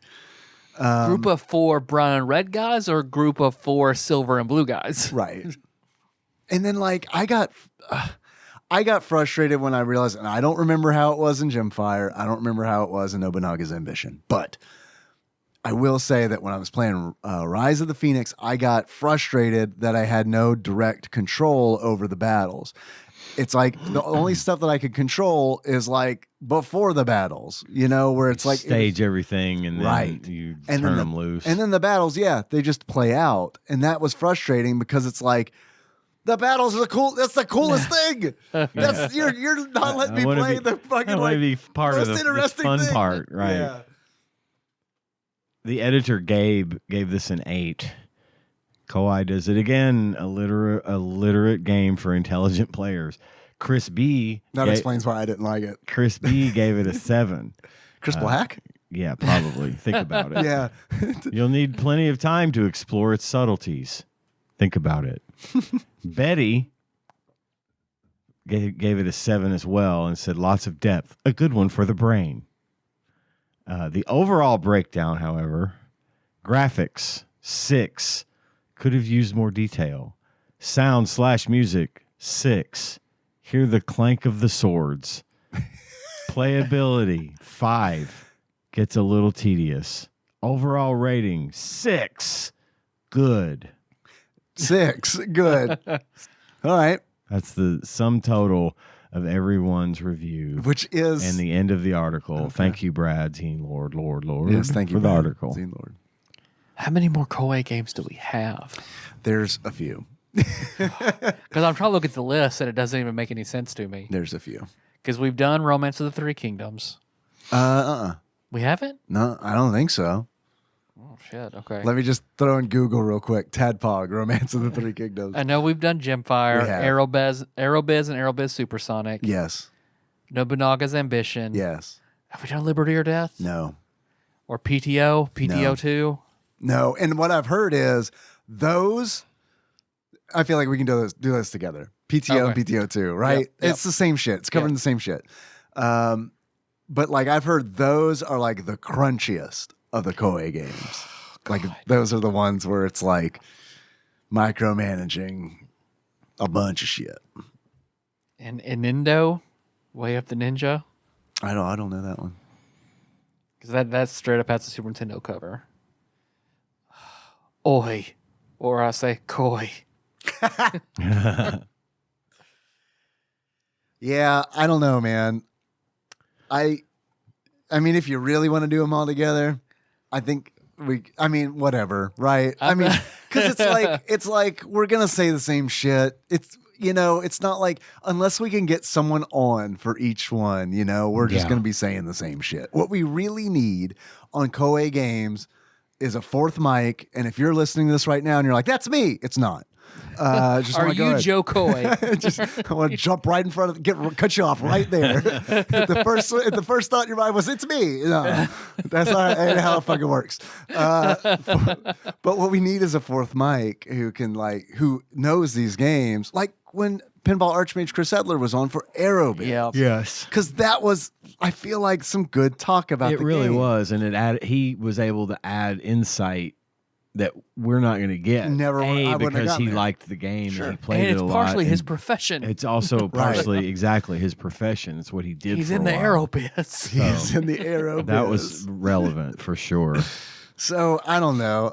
I guess we could talk about this off the mics, but yeah, it's because it's like, I get your point, Tyler. It's like, but like thinking about lumping them all into one episode to me, I didn't know there were that many. is daunting because it's Yeah. like I know me, and I know that I'm going to feel obligated to check all of these fucking games out before I talk about them. Because I figured there were like 6 maybe. I didn't think there were that many when I looked at that list. So yeah. It's been weird that we haven't been hitting them as frequently, like through the randomizers. Because like this is our third one, or well, I guess fifth with Aerobiz. Yeah, Rise of the Phoenix. Rise of the Phoenix. I don't think it's bad. I Yep. just don't understand. It's just not for Yep. me. Yeah. I Feel think it's and I feel like even the target audience for this probably has them on PC. So I feel like the audience for it is pretty small. Yeah. Pretty small. Relative to everything else. I'd rather Yeah. play it on PC. Yeah. I mean, it does have SNES mouse compatibility, but like, and I don't think the controls are bad. I don't think playing it with a controller, I was never like, frustrated with the controls, but yeah, I could see how this would work way better with a mouse, Mouse and a Yeah. keyboard. Yeah. in a higher resolution. Yeah. You guys have any achievements? I do. What you got? I have no business having achievements because I didn't play the game. Hey, man. But I do have one. I have several achievements, and one of them is directly related to the game. Okay. My first achievement is Flight of the Phoenix. And to get Flight of the Phoenix, you take the cartridge and fling it across your yard. Not because you hate the game or are mad at it, just to get this achievement. Okay. You can go get it afterwards. Throw it in the grass. It'll be fine. Yeah, it'll be fine. Just don't throw it onto the street. You got to throw it onto something soft. Flight of the Phoenix. My next achievement is Dark Phoenix. You play this game while watching X-Men Dark Phoenix. My third achievement is the Phoenix King. And to get the Phoenix King, play this game while cosplaying as Fire Lord Ozai from Avatar: The Last Airbender. My next achievement is Phoenix, Arizona. Play this game while living in or visiting Phoenix, Arizona. Not Scottsdale. Just not Scottsdale. And my final achievement, which actually has a thing to do with the game, Simon Phoenix, allow a prisoner to escape. That's it. I've got a couple. Okay. I like those, Thank you. by the way. Thank you for preparing those. Simon Phoenix, you see, was a prisoner in Demolition Man who escaped, you see. I do now. And in the game, you can take prisoners, and the prisoners can escape, Or you can execute them, or you can execute them, but they can escape. which is if what I would have done if one I of your- ever got prisoners. If one of your prisoners escapes, you get the achievement Simon Phoenix. Thought that was going to hit harder. I really did. After all the Demolition Man we did. I To forgot be about fair, that. I feel like that was 2 years ago. No. Yeah, it probably was. Dave, what you got? God damn. My first achievement is I'm not a control freak. In order to unlock I'm not a control freak, you play this game with the SNES mouse. My Nice. next achievement is I am a control freak. In order to unlock I am a control freak, get frustrated that you cannot directly control your units in battle as you watch them do the stupidest fucking shit you've ever seen anything fucking do. Where it's like, I don't know, man, should we attack the enemy while we have an opening? No, I think we'll just ride our horses 2 squares to the east. Yeah. And they get really tired Sound from logic. it. Fuck that. My next achievement is you were right about one thing, Master. The negotiations were short. In order to unlock, you were right about one thing, Master. The negotiations were short. You attack a city immediately after a single failed attempt at diplomacy, which I did not. I fucked with once and then was like, I ain't doing this shit anymore. It's war from here on out, baby. And my next achievement is your move. It's time to duel. In order to unlock that, you defeat an enemy general in a duel. All right. Which I will say that I think the duels are very cool. They're neat. Again, I wish that you had some kind of control in the neatest part of the fucking game. Because you don't. You watch a cutscene, and while I was entertained, there were times where I was like, man, I wish I could just like have me press a button or something. just make me pretend that I have any kind of input in this. I'm not. So, but they were cool, man. It would be like you would do this fucking here's the thing that bothered me the most about not having any input in the battles. The battles start out with a field battle, okay? Yeah. And then what happens is if you're winning the field battle, the enemy retreats to the city. And then you go to a city battle where you're trying to siege the city. Please give me the option to be like, no, I know I'm not going to win at the city. It's a fucking city. I knew I could take them in the field. That's why I fought them in the field. If I would have known that when they run to the city, I got to be like, okay, gotta fight in the fucking city now. Then I wouldn't have fucking attacked them in the field. Yeah, you'd have fortified the city. And it bothers me so much because the game is so into the minutia that it doesn't differentiate these different kinds of battles. It's like, well, you initiated the battle in the field, so of course, naturally, all battles that start in a field go to a city, and then all battles in the city end with a duel between generals. That's just how they fucking work. Yeah. That's what bothers me. It's like, it's okay, I get it. It's a historical simulation, and that's what they did. It's so weird to me that it's on rails to that degree. And soldiers be like, can we just have the generals do it first, and that way we don't have to die. Let's just make a dueling game. Also, every battle's 15 days long. Did you know that? Historically, every battle's 15 days long. Look, 200 BC China, they all signed an agreement. Battles are going to be 15 days long. When our emperor dies, we're going to fight each other for sure. Why couldn't he fucking sort this shit out before he died? What kind of shitty emperor was like, just didn't have a will when he died and was like, I don't know, they'll fucking figure it out. I'm fucking dying over here. I don't care. You're gonna be okay. So that truly is my biggest frustration of the game, is like how detailed it is, but it's like, give me the option to be like, cool, we beat him in the field. I know I can't beat him in the city, so we're going to retreat. We're going to ninja guerrilla style this. Nope. Samurai honor. Nope, you're going to fucking grind it out until you're going to die in the fucking city like the dogs you are. I've got a few. Okay, what you got? I'm going to piggyback off Ian. Marcus Phoenix. Nice. You unlock that when you chop the game in half with a chainsaw, Gears of War style. Marcus Phoenix killing an alien. Right. Phoenix Down. That is when you break the game and then glue it back together, resurrecting it. Nice. Yes. Hooked on Phoenix. You read the instruction manual, all 88 pages. Hook it on Bahonix. Work it for me. Brian Regan, gotta love him. And then Tier, Pawn, Flick, and Ryu style, win a duel. Suikoden style. Nice. No Phoenix, right? I was gonna say, shit! Phoenix. Objection! Phoenix, Damn it. Right. Object to the fact that you can't Turn control the game off battles. when they send you to the city. Yep. That's my biggest objection. I've kind of turned around on this. I actually, because of that, maybe this isn't a good game. Hey, all right. That's fair. You're entitled to that. It's honestly less of like a turn-based tactical game than it is like management. It really is just about the management and less about the actual tactics and battling. Yeah. which works great, I think, for Aerobiz.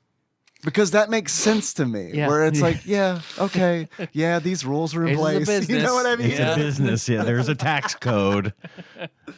But when it's fucking life and death on the fucking battlefield, it's, I don't know, man. It really, I cannot tell you how mad it made me to be like, just kick their ass on the field, they retreat, go to the city, and then I get slaughtered. And it's like, okay. Yeah, but what they didn't know is we went past them into their city and sacked their city while they were sacking ours. And then we turned around and looked at each other like, fuck, I've got your city. Yeah, well, I've got your city. All right, we should meet in the field to discuss this. Back to the field? Back to the field. But the generals talk shit to each other when they duel. I thought that was really cool. I mean, yeah. It's like fucking Street Fighter 2 style. Nice. Like yeah, it's... all right. You see what Flops has to say about it? Yes, I do. What do you guys think? What do you think the availability and what do you think the star rating in Flopsy would be? I mean, it's definitely has to be at least uncommon. I would think. 1995, a Koei game, probably. I'd say uncommon. Want to go very, or you want to stick with uncommon? I'd say regular uncommon. Yeah. Regular uncommon. That's where I'm landing. I'm good with that. Okay. And then I feel like maybe the reviewer might feel the same way we do and just give it 2.5 stars. Just It's right down the middle. Like, I guess this is good. I don't know. I think It'll probably go higher. they'll go higher. And look, I'm not going to bullshit with you guys. I think when people review games like this, they don't want to give it a low score because they don't want to look like imbeciles. I really do think that there's a bias there. I don't know if that's a real bias that exists in the world. It probably is. It probably has a name. But I have a feeling that most people who review this are going to be like, well, you know, it's not really my thing, but 4 stars. Right. Because I'm not a fucking idiot. Yeah, and if you say it's less, you can understand Might it. be a redneck. Maybe 3. 3? 3 to 3.5 stars. 3? You want to go? I could go 3.5. I'm fine with 3.5. It is. I feel like it's more simplistic than the others. That might win at some points. Yeah. So because it's not as yeah, 3.5 is fine for me. Uncommon 3.5. 3.5 uncommon. All right. Let me make sure I'm on the right page. Because I like this game, you see. I'm not an idiot. I know I'm on the right page. Yeah. According to Flopsy, a.k.a. the Ultimate Nintendo Guide to the SNES Library 1991 through 1998. Can you believe that? By Pat Contry, courtesy of Monster Mold Mike and a shadowy mysterious benefactor. Rex Ronan Yeah. is on the same spread as this game. Rise of the Phoenix. Availability. Very uncommon. Damn. I should have let you talk me into it. Star rating. Buckle up, boys. We got a 4-star game on our hands. Get the grill ready. Heat the grill up. We That got guy- a 4-star game. You had said it. That guy's You also clearly, said 4 stars as a joke, but you said steak it. dinner. That guy's clearly smart. Yeah. Let's see. Reflections from KY. Koei had a thing for Chinese history, and I'm a smart person who is giving this 4 stars. Says right there. I didn't actually play the game, but I am very smart. So I'm going to make you think I played the game. It's a smart game for smart people. Nobunaga's Ambition. Or as Betty would Looking say, that up. it's good for the brain. Yes. It's good for the brain. Good for the My brain. brain. I like how the swords clang. I'm going to look up Nobunaga's Ambition and see what they gave it because I don't think we were using. I don't think Flopsy was our friend when we were doing that one. That's a 4-star game. Nobunaga's Ambition 4-star. I'm going to look up Gemfire. If it's Yeah. a 4-star game, That We'll they're know. just we need to remember it's painting that 4-star brush. across the board. Yep, This is good podcasting. People love it when they do. we flip through Flopsy. It's more authentic this way. It is. I hope they can hear the page flips. It's very sexual. I try. True. Flipping through Flopsy. Gemfire. 2 fingers at a time. 4 stars. They're We cracked the code. We cracked the you code. called it. They're just painting that broad brush. We cracked Smart games, 4 stars. Crack the code. I mean, they're all the same. So if you gave Aerobiz. one star, why wouldn't you give them all the same thing? They didn't. Aerobiz. I I'm don't looking think it they up. gave Aerobiz 4 stars. And that one might be different enough. Where Yeah. it's, It's like- not historical simulation. right. Well, I guess Gemfire isn't either. Fantasy history. Aerobiz, 3.5 stars. What about the 3.5 stars. sequel, Supersonics Bow? also Okay. 3.5. Yeah. All right. Not as much history on this one. 3.5. It's not smart. It's not based on history. It's based on commerce, so we can't really be too generous there. So let's all remember. I know we won't, me especially, but the next Koei game we get, 4 stars, very uncommon. Lock it in right from Yep. the beginning of the Yep. episode. Yep. How much do you think you'd pay for this very uncommon 4-star video game experience? I mean, this is going to be I'd say, a fairly collectible item for fans of the genre, especially if you've got the guy that crosses, that Venn diagram of SNES cartridge collector / turn-based strategy sim lover. I think it's a pretty niche Chinese historian. Chinese historian. Chinese history major. I think it's a pretty niche market. Yeah. I'm gonna say it brings it up. I'm gonna put it at $40. $40. Yeah. What do you think? $75. $75. $75. Actual retail value of Rise of the Phoenix for the Super Nintendo. Loose, on average, according to PriceCharting.com at the time of this recording, is $45.30. Got in there for less than the You price did. of a Panera mac and cheese. Which is how we measure. That's our unit of How many measurement. Panera now. mac and cheeses Yeah. is that? Oh my God. I don't want to do division. That's like almost 7. It's almost 7. It's 6.3 Panera mac Man, and I would cheeses. fucking love to go to fucking Infinite Collectibles with 7 fucking macaronis from Panera and be like, Don't lawbo. I'll give you this. Yeah, don't live on me. I know what I've got. Fine. It's still hot. Oh my God. All right. I brought these over in a hot bag. I'm wondering how many local retailers shit like that actually would work. You know what I mean? Where it's like, It might work once. hey man, I brought a Supreme Pizza from Pizza Hut. I noticed that you have a copy of the very common Super Mario World. Can we trade? Like, I could tell you, if I was working the counter, Fuck yeah. yeah, I'd be like, yeah, of course. And I'd take the pizza and then put the $3 in the fucking register, Or it's like, here, I just bought this for $3. I fed us dinner for $3. Yep. Tyler, Yes, Dave. if you were to give Rise of the Phoenix a beard, what kind of beard would you give it? I would give it the furry felt beard Oh, you had me Of- furry. Winnie the Pooh in the stylings of Xi Jinping. Ooh. that Oh, is right. a Oh, he hates whole that. big thing. Oh, he hates that. Yeah, I love that he hates it. It's funny. So it's funny and it's somewhat historically Yeah. accurate. Man, whenever a Because he person... does look like Winnie the Oh, Pooh. yeah. Especially when he wears that red shirt and no pants. Whenever a person in power gets upset... That's our president. Shirt cocking it all over the place. He's 6'3", right? 200 pounds? 245 Yeah. pounds, yeah. Not 5'10", 283 like his mugshot says in the New York system. Tyler, Yes, Dave. if you were to give this game a pair of glasses, Mm-hmm. this sums up how you feel about it. What kind of glasses would you give it? I guess I would give it horse blinders, like the people who I'm sorry, Hooers blinders? Hooers blinders. Blinders. Horse blinders, like the wonderful reviewers out of Flopsy give all the Koei games. All right. Well, I guess that about sums it up for Rise of the Phoenix. Would you like to determine what we are going to play next? Hell yes. Grab the batter up peripheral, get our wild and crazy kid style pose to say the prayer we all love to say. No whammies, whammies, no whammies, no whammies, no whammies, no goddamn whammies. Stop. 80.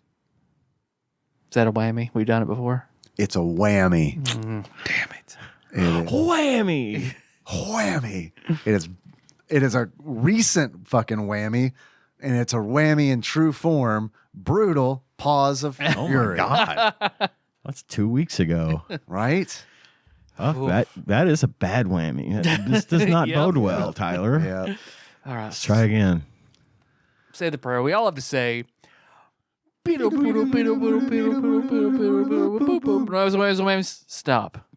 3:16. Is that a whammy? I don't know. Okay. Uh-oh. We haven't played it. Okay. Is that the definition of a whammy? Yes. Okay. A whammy okay. is It's we not a have whammy. All right. All right. 316. Is that the P's? It's the M's. M's. Mega Man 7. Mega Man Soccer. No. Damn it. I know. I'm sorry. I saw the fucking light in your eyes, and as soon as Mega came out, I was like, he's gonna say Mega Man. It's super not. It's Magic Sword. Okay. It's a Capcom game. Okay. Magic Sword. Is this also a turn-based strategy game? It is not. I think it's an arcade port.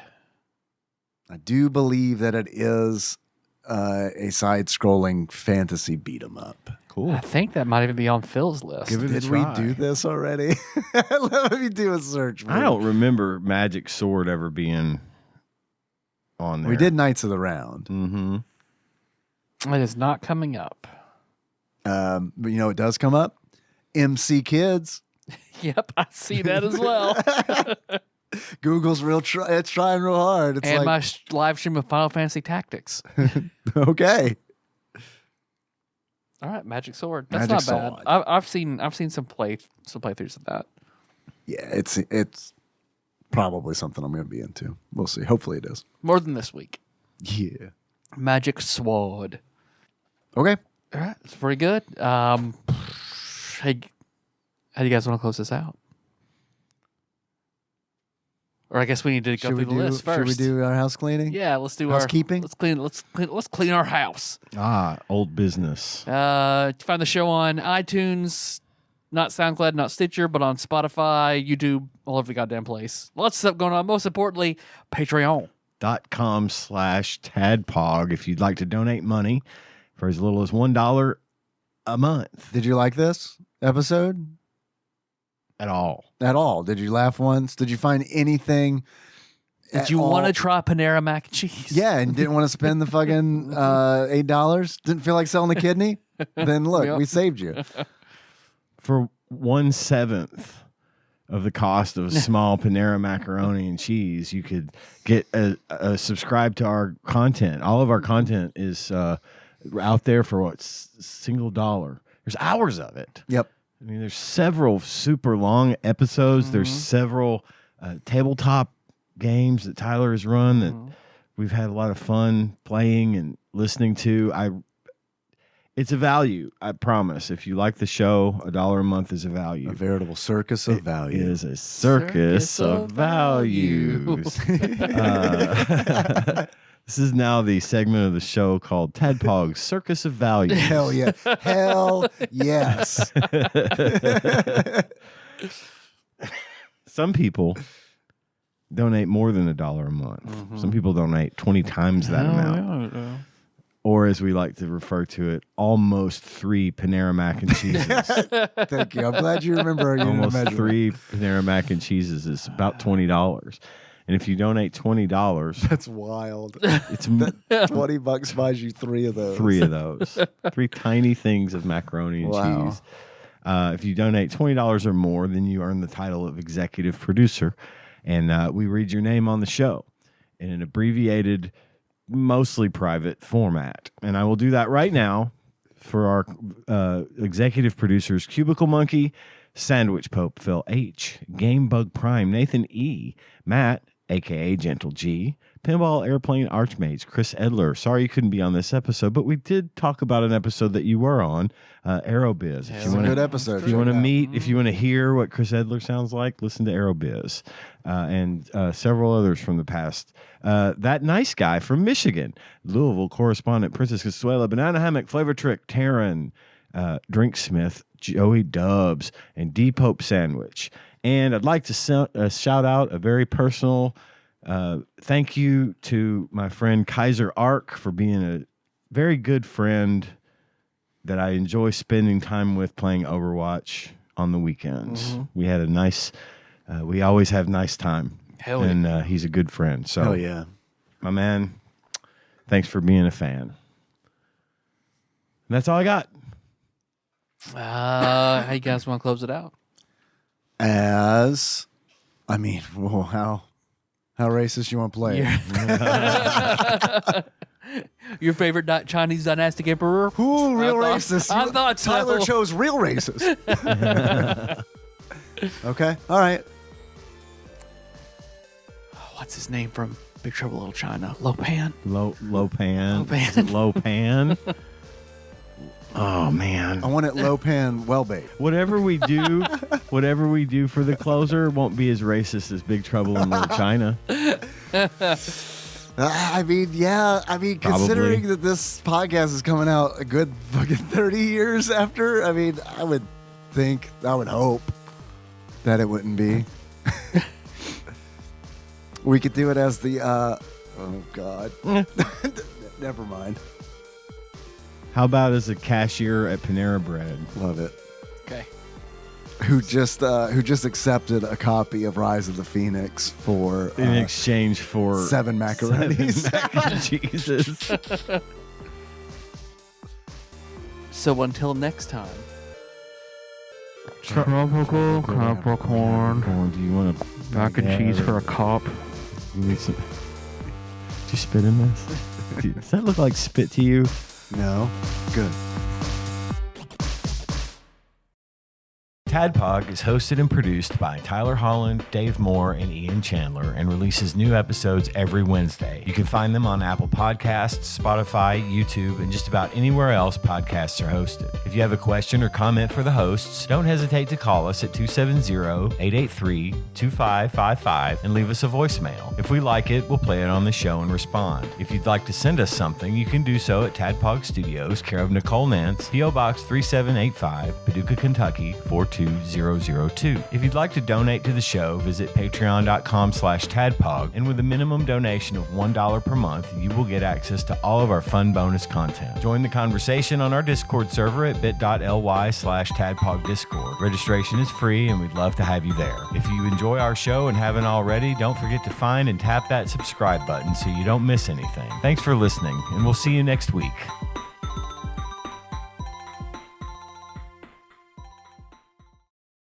I watched that the other day. Yeah, I don't know what it's a reference Super to. Troopers. Oh God, you're right. I haven't seen that in forever, man. Someone dropped Here, I got this for you. 热带摩羯座 It's Tropical Tropical Capricorn Capricorn. and Mandarin. nice. That's even better. We should have all had a shot at saying that. God, I would butcher it. Super Troopers. I haven't seen that in forever, man. I fucking love that movie. The only thing I really remember that is Who Wants Mustache Rides. I do. I do. Call Guinness. Yeah. And that's an old like Captain Gunner John Turley-ism. And Shenanigans. I'm going to pistol whip the next one of you that says Shenanigans. Hey, where's that place you like to eat all this shit on the wall? Oh, you mean Shenanigans? Oh. There was he said,